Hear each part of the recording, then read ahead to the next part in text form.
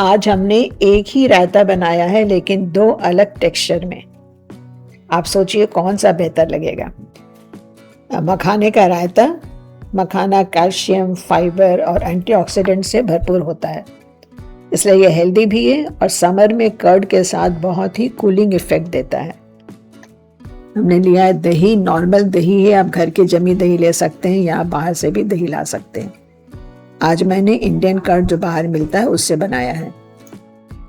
दही को एकदम पतला कर लेना, मट्ठे की तरह। लीजिए मखाना और अच्छे फूले फूले मखाने उसमें से निकाल लीजिए। और अब मखाने को हमने किया दो भागों में, क्योंकि मैं बनाऊंगी रायता दो डिफरेंट तरीके से। लीजिए कोई भी पैन, उसमें डालिए घी और घी में डालिए अपने फूले हुए आधे मखाने। जितना का बनाना है उसका आधा लिया है हमने। और धीमी धीमी गैस पर मखाने को अच्छी तरह भून लीजिए। इससे क्या होगा, मखाना एकदम क्रिस्प हो जाएगा और जब उसे तोड़ेंगे हाथ में लेकर तो बड़ी अच्छी सी खुशबू के साथ साथ एक आवाज भी आएगी।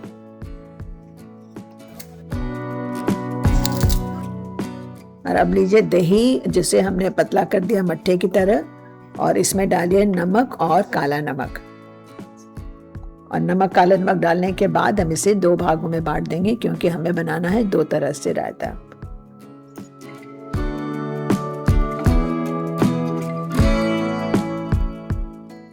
और एक पॉट में हम डालेंगे रोस्टेड वाला मखाना और दूसरे में डालेंगे जिस मखाने को हमने रोस्ट नहीं किया है।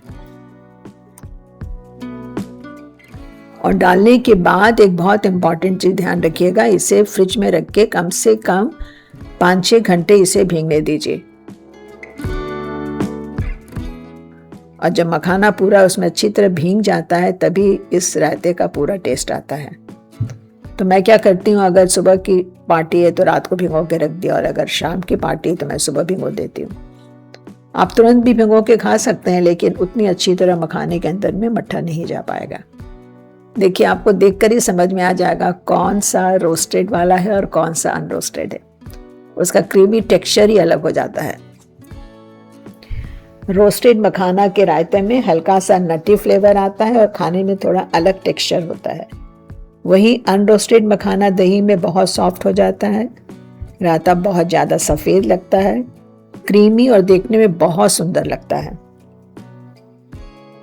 और अब लीजिए थोड़ा सा तेल, सरसों या राई कुछ भी डाल सकते हैं। फिर डालिए हरी मिर्च, कुछ हरी मिर्च हमने छोटे छोटे काटे हैं और कुछ बड़े लंबे में काट दिए हैं। साथ में डालिए करी पत्ता और ये हरी धनिया। हरी धनिया की पत्ती भी मैं छौंकर में डाल देती हूँ, इससे धनिया का रंग और भी ब्राइट हो जाता है। और अब तड़के को दोनों रायते में डाल दीजिए, रोस्टेड वाले में और अनरोस्टेड वाले में। दोनों ही तरीके बहुत अच्छे हैं, बस ये आपकी पर्सनल चॉइस पर डिपेंड करता है कि आप कौन सा टेक्सचर पसंद करते हैं। तो कमेंट में ज़रूर बताइएगा आपका फेवरेट कौन सा है।